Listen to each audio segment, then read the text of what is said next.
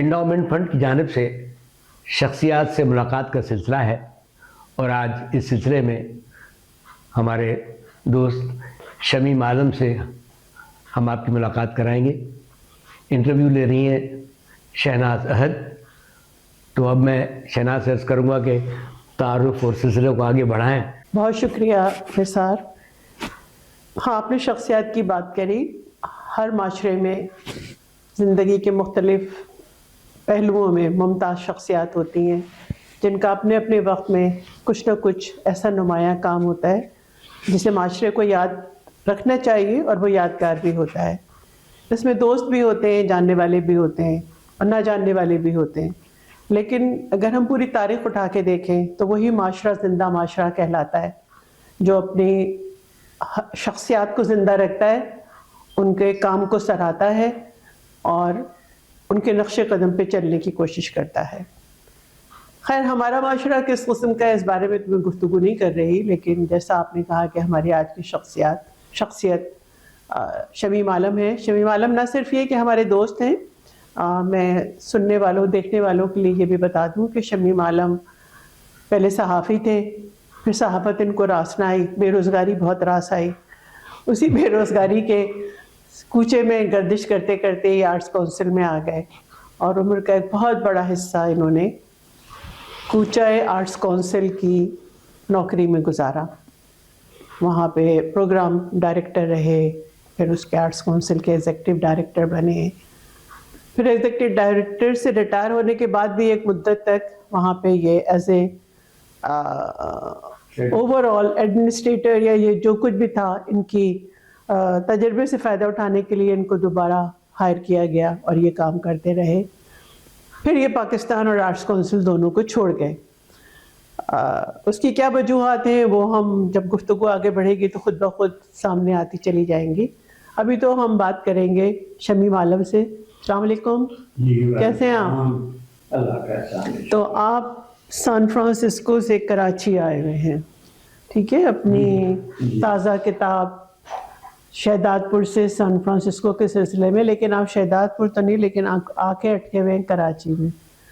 تو آپ کہاں سے اپنے بارے میں بات کرنا چاہیں گے؟ وہ جب آپ شہداد پور سے پڑھ کر کراچی آئے تھے اور آپ نے محکمہ تعلیم میں سے اپنی عملی زندگی کا آغاز کیا تھا، وہاں سے آپ کس پہلو سے چاہیں گے کہ آپ کے بارے میں گفتگو کی جائے؟ میں نے تفصیلی تو سفر اپنا جو اس کتاب میں شروع کیا ہے وہ تو مائیگریشن سے ہے، جس وقت میں والدین کے ساتھ اور 2 سال کی عمر میں پاکستان آیا، اور سب سے پہلے ایک پورا سندھ کا بھی ایک بہت چھوٹا سا شہر ہے آمری، اور وہاں میرے چچا ریلوے میں اسٹیشن ماسٹر تھے، تو میں فیملی کے ساتھ والد وہیں پہ سیٹل ہوئے، کچھ عرصہ وہاں رہے، پھر والد کو PWD میں جاب مل گئی۔ ہم دادو اور مانجھن بھی سال 2 سال رہے، لیکن اس دوران میری کوئی یادداشت نہ تھی، بلکہ جو والدین بتاتے تھے کہ یہ ہوا، وہاں گھر خالی ملتے تھے، فرنیچ گھر ملتے تھے، تو ہم دن میں 2 گھر بدل لیتے تھے کہ اس میں زیادہ فرنیچر ہے چلو وہاں چلیں، اس میں سوئمنگ پول ہے وہ گھر لے لیتے ہیں۔ تو اس طرح سارے کی وہ سرگزشت بڑی خوبصورت اور یادگار ہے، لیکن کاش میں اس کو یاد رکھ سکتا۔ جو یاد رکھنے کا سلسلہ ہے وہ میر پورخاص سے شروع ہوتا ہے، جہاں پرائمری اسکول میں داخل ہوا۔ برانچ ہائی اسکول پرائمری کا بہت مشہور اسکول ہے، وہاں سے کا ہائی اسکول 5ویں جماعت پاس کرنے کے بعد پھر ہم شہداد پور آ گئے۔ شہداد پور ہے کہ جہاں لڑکپن شروع ہو کے ختم ہو رہا تھا اور جوانی کا آغاز کہہ لیں، تو یہ جو پیریڈ ہے شہداد پور والا وہ سب سے یادگار ہے، جہاں محلے میں کھیلنا، ان بچوں کے ساتھ گلی کے کونے میں کھڑے ہونا، مختلف اس پہ گفتگو کرنا، اس میں کچھ دلچسپ واقعات کا ہونا، وہ اس کو کتاب ہم آپ کی زندگی کے واقعات پہ تو آگے چل کے بات کریں گے۔ پہلے آپ یہ بتائیں کہ جب آپ آئے، آپ 2-2.5 سال کے بچے تھے، آپ آمری میں آئے، وہاں سے آپ مانجن گئے، اور مختلف، میں نے آپ کی کتاب میں بھی پڑھا ہے، مختلف شہروں میں آپ پھرتے رہے۔ تو آپ کو کچھ لگتا ہے کہ وہ جو 75 سال پہلے آمری اور مانجن تھا یا کچھ تھا، کوئی تبدیلی آئی وہاں پر؟ یا وہ اس وقت یا کتنے آج بڑے بھی شہر تھے. آج بھی مانجھن ہی ہے. اس لیے میں کوئی اب سے آئی تھنک 15 سال پہلے مانجھن گئی تھی کسی وجہ سے, تو وہ ایک ایسا ریموٹ سا جگہ تھی, اور ہم گھر بتا کر نہیں گئے تھے, ہم کسی مہم پہ گئے تھے, اور جب بعد میں دوستوں سے پتہ چلا, نثار سے بھی بات ہوئی اور لوگوں سے ہوئی, تو سب نے یہ کہا کہ تم نے بہت بڑی غلطی کی. تمہیں مانجھن جیسی جگہ پہ جانے سے پہلے تو لازمی تھا کہ تم کراچی میں کسی کو بتا کر جاتے کہ تم کہاں جا رہے ہو, کیونکہ وہ تو ایک بہت ہی ریموٹ ایریا ہے, اور وہاں کی شہرت اچھی نہیں ہے, وہاں ڈاکو ہوتے ہیں, وہاں چور ہوتے ہیں. تو پھر اور جس سے بات ہوئی ایک ہی جیسے وہ ملے, تو مطلب پھر احساس ہوا کہ ہم نے بہت بڑی غلطی کی تھی. تو جب آپ مانجھن گئے تھے اور آمری تھے, تو وہاں اس وقت کیا صورتحال تھی؟ لوگ رہتے تھے یا ڈاکو رہتے تھے؟ نہیں, میں آپ کو 2 مثالیں وہاں کی دیتا ہوں. ایک تو یہ کہ کم لوگوں کو معلوم ہے کہ وہاں کی ایک مشہور شخصیت, کم لوگوں سے میری مراد ہے جو اردو اسپیکنگ ہے. ہمیں پہلے 3 دن جو ہے یہ منع کر دیا گیا تھا کہ آپ گھروں میں کھانا نہیں پکائیں گے مانجھن میں, اور یہ جی ایم سید صاحب کے گھر سے آیا کرے گا. چنانچہ انہوں نے کہا یہ ہمارے مہمان ہیں. تو وہ اس علاقے کی ریت تھی کہ کسی نئے آنے والے کے ساتھ یہ ایسے کرنا؟ کیونکہ اس کلچر سے پہلی مرتبہ میرا واسطہ پڑا تھا, لیکن جب میں نے جی ایم سید کے لیے اپنے حلقوں میں سنا کہ وہ سب سے بڑا متعصب انسان ہے سندھ کا, تو مجھے ایک لمحے کے لیے خیال آیا کہ ایسا کیا ہوا کہ اس وقت جب آئے تو ہم مہمان تھے, اب بلائے جان کیسے ہو گئے.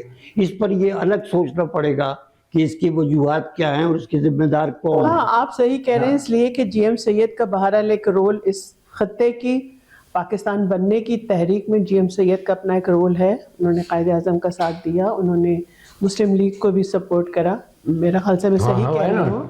تو وہ سب کچھ کیا. اس کے بعد جو ہے وہ ہمارے ہاں کچھ ایسے حالات ہوئے, کچھ اس طرح سے کرداروں کو مسخ کیا گیا, کچھ باتوں کو اتنا ان کے ساتھ برا ٹریٹمنٹ کیا گیا کہ لگتا ہے کہ وہ جو اصل کسی کا رول تھا وہ تو بالکل ہسٹری ہو گیا, اور نقل جو ہے وہ چل رہی ہے نا آگے. ابھی آپ کو ایک سوال یہ تھا کہ اب کیسا محسوس کیا کہ لوگوں کو برا نہ لگے, تو میں کہوں کہ مجھے تو اس عمر میں 76 سال کی عمر میں اور 75 سال پاکستان کو بنے ہوئے, پورا پاکستان اس سے زیادہ برا لگا جو اس وقت میں نے جو گاؤں شہر, جو محبتیں, جو تعلق, جو لوگوں کو دیکھا تھا. میں نے تو دیکھا ہے کہ تمام نفی پہلوؤں میں تو اضافہ ہوا ہے, لیکن مثبت پہلو میں نہیں دیکھا. یہ آپ سان فرانسسکو میں 6-7 سال گزارنے کے بعد کہہ رہی ہیں, اور جب یہاں رہتے تھے اس وقت آپ کے خیالات تھے؟ یہ چونکہ میرا ابتدائی وہ دور یہاں پہ آنے کے بعد اخبار کا بھی رہا ہے, تو بہت غور سے. پھر دوسری بات, صحافیوں کی تحریک میں جس کا آپ کا بھی حصہ ہے, میرے ذمہ چونکہ میں سندھی بول سکتا تھا اور سمجھ سکتا تھا, میرے ذمہ وہاں سے ہاریوں کو لانا تھا, جو میں ٹڈو محمد خان, بدین, سجاول جا کر فاضل راہو صاحب ہوتے تھے, وہ ہمیں ہاری دیتے تھے, ہم گرفتاری کے لیے یہاں پیش کرتے تھے. تو آپ یہ دیکھیے کہ زمانے ہماری عمر کے لوگوں کے لیے تو اچھے نہیں ہوئے, برے ہوتے چلے گئے ہیں.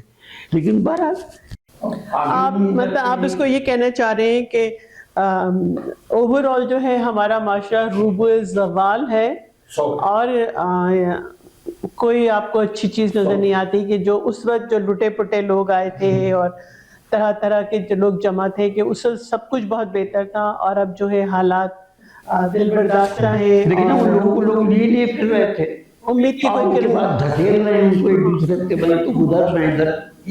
امید کی کوئی کرن نظر نہیں آتی آپ کو؟ نہیں سر, مجھے کم از کم مجھے اپنی عمر میں جو باقی میرے اندازے سے رہ گئی ہے, باقی تو اللہ تعالیٰ جانتا ہے کہ کون کتنا رہے گا, مجھے کوئی امید نہیں ہے کہ اس میں کوئی بہتری ہوگی, اور یہ بھیڑ کے بجائے قوم بن سکے گی.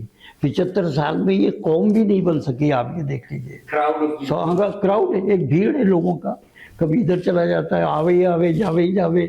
تو یہ تو ہم کہیں کھڑے نہیں ہیں دنیا کے ممالک میں اس وقت, کہ وہ ممالک جو ہمارے ساتھ آزاد ہوئے, ذرا آپ اندازہ کیجئے, چین اور آپ کی آزادی ساتھ ہے, وہ اس وقت کچھ لوگ کہتے ہیں کہ نمبر 1 ہو گیا ہے, امریکہ سے بھی آگے.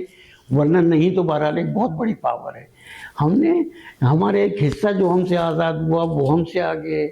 آپ کو مثال دوں کہ میں امریکہ میں رہتا ہوں, مجھے ہر اسٹور پہ بنگلہ دیش کی اور ہندوستان کی چیزیں ملتی ہے. میں نے 6 سال میں ایک پاکستانی شرٹ, ٹی شرٹ یا کوئی چیز نہیں دیکھی وہاں پہ. تو ہمارا نام بھی خراب ہوا ہے, ہماری خدمات بھی کچھ نہیں ہیں, ہم کوئی مقام بھی نہیں لے سکے. مطلب یہ باتیں تو بہت تکلیف دہ. ہاں, میرا خیال سے ہماری گفتگو بہت سنجیدہ رخ میں ہو گئی ہے, اور ہم آئی تھنک ہمارا یہ مقصد نہیں کہ ہم پاکستان کو بیٹھ کے تجزیہ کریں کہ کیا صحیح ہے کیا غلط ہے. ہم تو آج یہاں اس لیے بیٹھے ہیں کہ ہم آپ سے آپ کے بارے میں گفتگو کریں. تو ہم واپس اس پہ آتے ہیں کہ جب آپ پورے سندھ کے چھوٹے بڑے شہروں کی گشت سے گردش کرتے ہوئے آپ کراچی میں وارد ہوئے 1963 میں, تو آپ نے پہلے جب آپ نے یہاں پہ قدم رنجہ فرمایا تو آپ کا قیام کہاں تھا اور آپ نے کیا کیا اس وقت یہاں آنے کے بعد؟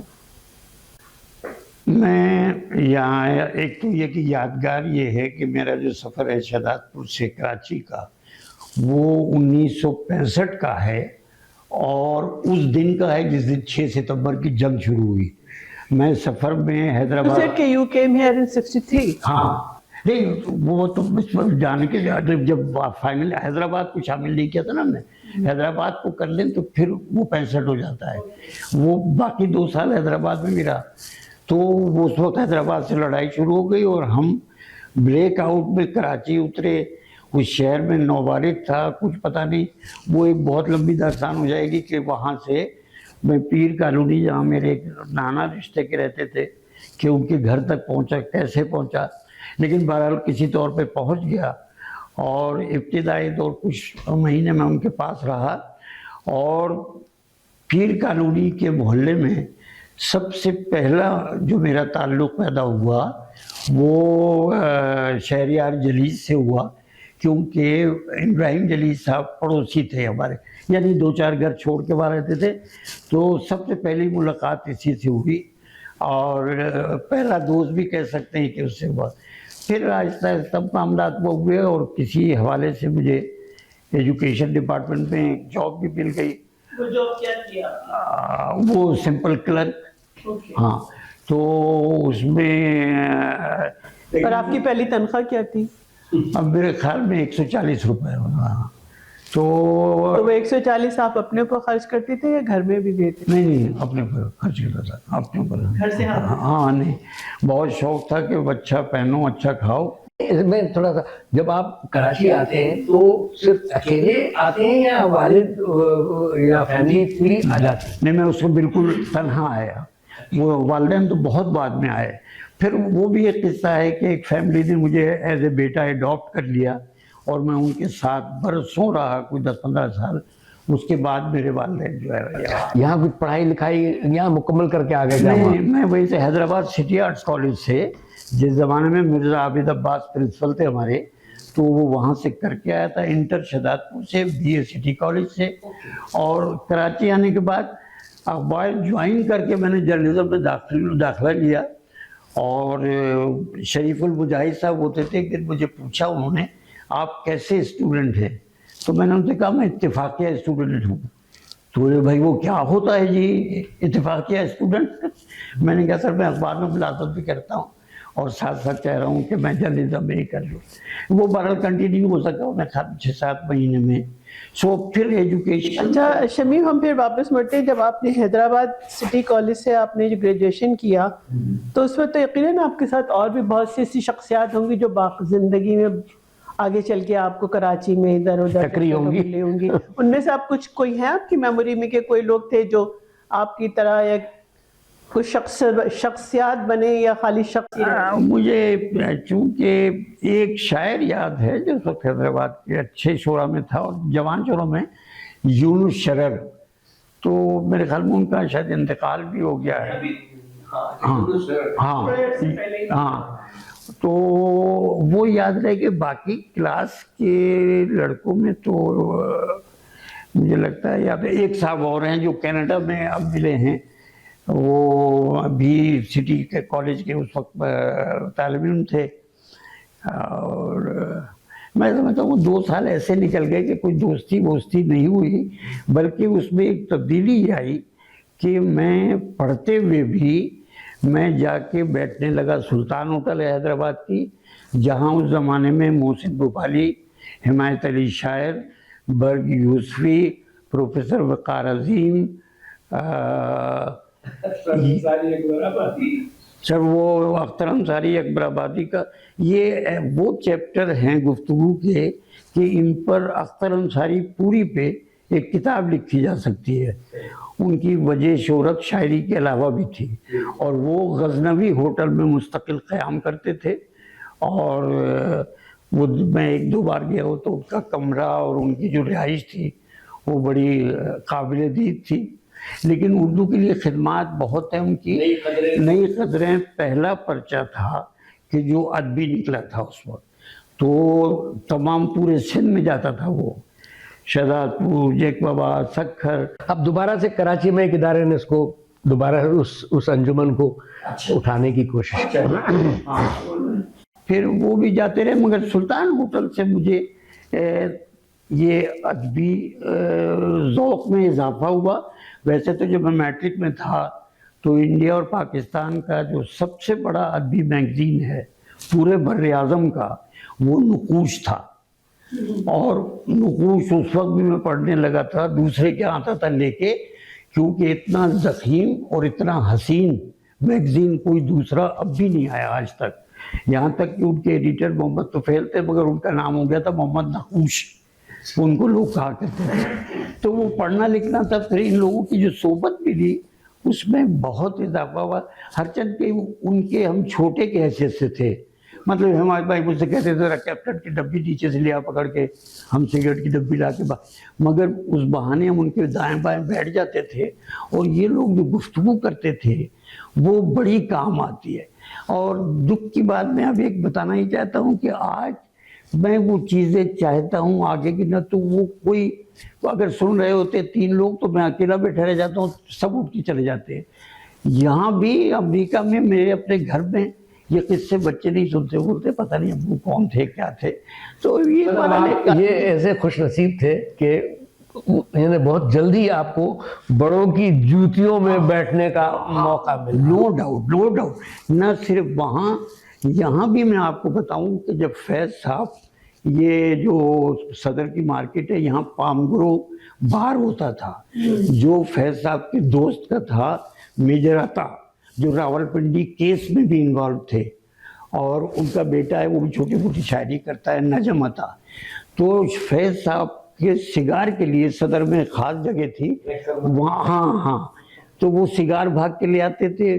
تو فیض صاحب کا چونکہ روب زیادہ تھا تو تھوڑا اور فاصلے میں بیٹھتے تھے، ان کا جو قریبی حلقہ ہوتا تھا اس میں تمام ایسے لوگ ہوتے تھے جو ان کے برابر کے۔ لیکن مجھے نہ صرف فیض صاحب کے ساتھ وہاں بیٹھنے کا موقع ملا پام گرو میں، بلکہ وہ ایک مشاعرے میں کراچی سے نواب شاہ گئے، تو میں نے یہ 7 گھنٹے کا سفر ان کی کار میں بیگم فیض اور ان کے ساتھ کیا اس مشاعرے میں جا کے۔ ہوٹو پہ انگلی رکھ کے؟ جی ہوٹو میں، ہاں ہوٹو میں انگلی رکھ کے۔ ایک بار میں نے بولا تو انہوں نے ایک بار انہوں نے اپنے ڈرائیور کو ڈانٹا اور بیوی سے کہا یہ بہت بیوقوف آدمی لگتا ہے۔ لیکن دوسری بار جب میں نے ان سے کہا کہ سر یہ جو لہلاتے کھیت ہیں اور یہ ساری چیزیں ہیں تو کیسی لگ رہی ہیں آپ کو، تو وہ کہنے لگے آپ کو کیا بری لگ رہی ہے؟ تو میں خاموش ہو گیا۔ پھر اس کے بعد میں نواب شاہ تک ایک لفظ نہیں بولا، اور مجھے لگا کہ ان کی سفر میں 2 بیوقوف بیٹھے ہیں، ایک وہ ڈرائیور اور ایک میں۔ چلے ہم واپس آپ کے کراچی آتے ہیں کہ آپ نے ایجوکیشن ڈپارٹمنٹ میں جاب کری، کتنے عرصے آپ وہاں ملازم رہے؟ میں 5 سال۔ 5 سال؟ جی 5 سال میں آپ اسی پوسٹ پہ رہے یا کچھ آگے واگے ہوئے یا؟ نہیں رہا تو اسی پوسٹ پہ، لیکن یہ تعریف اپنی اس کی تعریف کے لیے نہیں کہہ رہا، لیکن میں بہت اپنے وہاں ڈائریکٹر ایون، اور میرے زمانے کے ڈائریکٹر تھے غلام مصطفیٰ شاہ، میں ان کے پاس جب سائن کرنے کی فائل لے جاتا تھا تو کوئی گفتگو ایسی چھیڑتا تھا کہ ڈائریکٹر اس کلرک کو پسند کرتے لگتا ہے تھے. گفتگو چھیڑنے کا شوق آپ کو بچپن سے تھا نا؟ اب تک گفتگو چھیڑنے کا نا، اور اب تک چل رہا ہے. اچھا تو پھر آپ وہاں سے ایجوکیشن ڈپارٹمنٹ سے پھر آپ نے آگے کہاں؟ بس جی پھر اس کے بعد یہ ہوا کہ میرے ایک دوست جو مرحوم ہو گئے اور جن سے اس زمانے کی فیڈرک کیفیٹیریا میں جو انٹلیکچوئل بننے کے شوقین لوگ جمع ہوتے تھے اور اس میں کچھ سچ مچ کے انٹلیکچوئلز بھی آتے تھے، جیسے یوسف جمال جیسے لوگ، فتح یاب جیسے لوگ، خرم مرزا جیسے لوگ، جو ایک ہوائی حادثے میں بیچارہ انتقال ہو گیا، تو ان کے ساتھ ہوتا تھا. آپ کے مرحوم دوست کا آپ نام لینا چاہیں گے کہ آپ نے کہا نا میرے مرحوم؟ جی تو ملاقات ہوئی احفاظ الرحمان سے، اور وہ اس کیفے میں ملاقات ہوئی. نصیر شاہ سے ہوئی، وہ بھی دنیا میں نہیں رہے، احفاظ بھی نہیں رہے، لیکن احفاظ کا میرا ساتھ جو ہے بہت طویل ہے، گھروں کا ساتھ ہے، فیملیز کا ایک دوسرے کے ساتھ ہے. اور میں یقین سے کہہ سکتا ہوں کہ میری زندگی میں، جس میں بھی شامل ہوں، کہ 100% سچ دوست میں نے نہیں دیکھا. اور جو اس کی کمزوری کو بھی اگر وہ نہ بتا رہا ہو، لیکن اگر آپ پوچھ لیں کہ ایسا سنا ہے، تو وہ اس کو جھوٹ نہیں بول سکتا. تو پھر کہتا تھا ہاں شمیم یہ ایسا ہی ہے. تو وہ میرا ایک طرح سے کراچی میں آئیڈیل بنا. اور اسی نے جب یہ اخبار نکلنے لگا تو مجھے کہا تم وہاں کہاں پڑھے ہو، تمہیں شوق تو ہے، صحبتوں میں بیٹھے ہو لکھنے پڑھنے والوں کے، تو تم اس کام میں دلچسپی سے کام کر سکتے ہو اور آگے بڑھ سکتے ہو. چنانچہ مساوات کا نکلنا اعلان ہوا، PCHS میں ایک دفتر لیا گیا تیاریوں کے لیے احفاظ. اور ہم وہ خوش نصیب ہیں شناز صاحبہ کہ جن لوگوں نے اس عہد کے نہیں صدی کے بڑے لوگوں کے ساتھ کام کیا ہے. مطلب شوکت صدیقی عہد کے بڑے نہیں تھے، وہ اس سینچری کے بڑے تھے. ان لوگوں کا کوئی ریپلیسمنٹ نہیں. ابراہیم جلیل صاحب، طفیل احمد جمالی صاحب، آپ نے یہ مطلب بہت بڑے بڑے، ہاں یہ نہیں. پھر آپ آ جائیے ٹریڈ یونین اور ہماری صحافت میں تو بلنا صاحب، یہ وہ لوگ ہیں جن کے لیے لیجنڈ کا لفظ جچتا ہے. تو آپ نے ابھی کہا کہ آپ نے شوکت صدیقی صاحب کے ساتھ کام کیا، تو وہ آپ کے ایڈیٹر تھے، ان کے ساتھ آپ کا جو مطلب ورکنگ وہ تھا، کیسا رہا تجربہ؟ اب آپ سن لیجئے، آج لوگ ہنس دیں گے یہ سن کے، یہ وہ ایڈیٹر تھے کہ جو ہماری املا درست کرتے تھے. آج کوئی ایڈیٹر املا درست نہیں کرتا. اپنا ٹھیک نہیں ہوگا، اصل میں ایڈیٹر کا اپنا املا درست نہیں ہوگا. ہوگا تو کیا؟ دوسری بات یہ اجازت دیتے ہوئے میں نے سنا ہے آج کی صحافت میں کہ اردو کا لفظ نہیں مل رہا تو آپ پنجابی بول دیں، سندھی کا لفظ بول دیں. بول رہے ہیں. تو آج تو نیوز ریڈر جیو کی یہ پینگیں بڑھانا کہتی ہے، پتنگیں بڑھانا کہہ رہی ہے اس کو. آپ سے کوئی کتا بچا، یہ تو مطلب اب کیا کہہ سکتے ہیں، یہ ایک بڑی طویل پھر داستان ہو جائے گی. مگر یہ کہ مجھے پھر مساوات میں احفاظ کی وزیر ملازمت ملی، اور ابتدائی جو وہاں پہ دوست بنے اس میں میناز بھی. تو آپ کی ایک طرح سے یہ کہہ سکتے ہیں کہ جو آپ کی قلم کی جو آپ کی تربیت ہے، اس کا آغاز مساوات سے شوکت صدیقی صاحب کی سرپرستی میں شروع ہوا ہے نا؟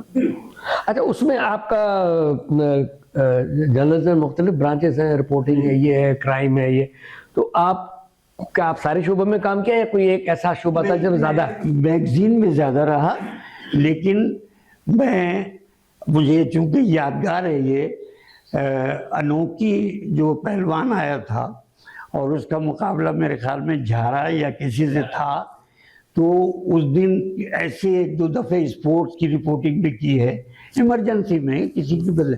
لیکن مستقل جو میرا رہا وہ میگزین سے ہی تعلق رہا، ہیڈڈ بائی احفاظ الرحمان اور کولیگس میں. اور میگزین میں بھی تو سیکشن ہوتے ہیں، مطلب فلمی ہے، یہ ہے، ادبی ہے. میرے پاس آرٹ، کلچر، فلم، ٹیلی ویژن، سارے آل دی کلچرل ایکٹیویٹیز یہ میرے پاس رہی ہمیشہ.